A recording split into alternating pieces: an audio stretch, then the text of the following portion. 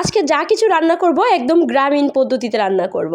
কারণ মা চাচিরা কিন্তু এইভাবেই তরকারিটা মাখিয়ে তারপর রান্না করে, আর এই তরকারির অনেক বেশি টেস্ট। তো হ্যালো, আসসালামু আলাইকুম। শামিমাস ক্রিয়েশন স্পেস থেকে আমি শামিমা চলে আসলাম আপনাদের সাথে ছোট্ট একটা ব্লগ শেয়ার করতে।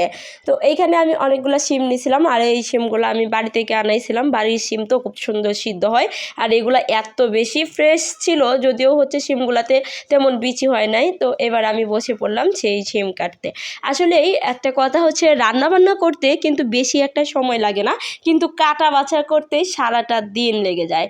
আর এইখানে একা একা হাতে আমাকে সব কিছু করতে হয়, মানে রান্নার সব মানে আয়োজন করতে হয়। তো এইখানে আমি শিমগুলো প্রথমে কেটে নিচ্ছিলাম, একটু হচ্ছে ফাস্ট ফরওয়ার্ড করে দিছি যাতে তাড়াতাড়ি শেষ হয়। আর এই শিমের সাথে এই আলুটা কিন্তু অনেক বেশি মজার, মানে এই আলুটা দিলে শিমের তরকারি কেন জানি ভালো না লাগলেও ভালো লাগে। এখন যেহেতু নতুন আলু উঠছে, এখন সব তরকারির সাথেই আমি এই আলুটা দেওয়ার চেষ্টা করি। আমার কাছে খুব ভাল লাগে আলু দিয়ে এইভাবে তরকারি রান্না করলে।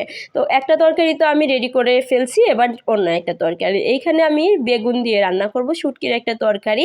আর এই বেগুনটাই এত বেশি ফ্রেশ ছিল, এগুলাও কিন্তু গ্রামের বাড়ি থেকেই আনানো। তো বেগুনের সাথেও আমি আলু দিয়ে দিব।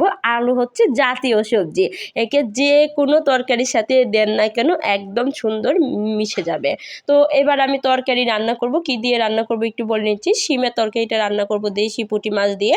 তো তরকারির মধ্যে আমি পুঁটি মাছটা দিয়ে এর মধ্যে হলুদ, মরিচ, ধনিয়ার গুঁড়া, তেল দিয়ে আমি কিন্তু তরকারি ঝাঁকি দেওয়া শুরু করে দিয়েছি। এইখানে আমি একটা মিস্টেক করছি, একটা জিনিস দিয়ে নেই, সেটা হচ্ছে পেঁয়াজ আর কাঁচামরিচ। পরে আমার হঠাৎ করেই পেঁয়াজ কাঁচামরিচ দেখে মনে হয়েছে আমি তো তরকারিতে এই জিনিসটা দিতে একদমই ভুলে গেছি। তারপর হচ্ছে যাই হোক, মানে সময় থাকতেই মনে হয়েছিল, দিয়ে দিলাম, দিয়ে তরকারিটা একটু নেড়ে চেড়ে ঢেকে দিলাম। তো এই শিমের তরকারিটা খেতে কিন্তু অনেক বেশি মজা। আর যেহেতু গাছের শিম, মানে বাড়ির শিম, বাড়ির মাছ, পুকুরের সব কিছু মিলে অসাধারণ একটা তরকারি। আর সেজন্যই আমি শুরুতে বলছিলাম যে গ্রামীণ মানুষের মতো আজকে তরকারি রান্না করব। তো এখন পাতিলের মধ্যে দিয়ে দিলাম হচ্ছে কেটে রাখা বেগুন আর আলুগুলা। এটা রান্না করব হচ্ছে শুটকি দিয়ে। শুটকি আমার মোস্ট ফেভারিট একটা তরকারি, মানে শুটকি দিয়ে তরকারি রান্না করলে আমার খুব ভাল লাগে। আর সেটা হচ্ছে যে কোনো রকমের তরকারি হোক। শুটকিগুলোও হচ্ছে বাড়ির শুটকি, আম্মা পাঠাইছিল। আর এবার হচ্ছে আমি এর মধ্যে সব ধরনের মশলা দিয়ে দিলাম, হলুদ, লবণ, ধনিয়ার গুঁড়া, মরিচের গুঁড়া সব দিয়ে একটু তেল দিয়ে দিলাম। মনে হচ্ছে তেলটা কম হচ্ছে, তাই আর একটু তেল দিয়ে আজকে একদম হাতের স্পর্শ ছাড়াই মাখিয়ে নিলাম সব তরকারি। আর এইভাবে তরকারি রান্না করলে কি যে মজা হয়, একবার রান্না করে খেয়ে দেখবেন।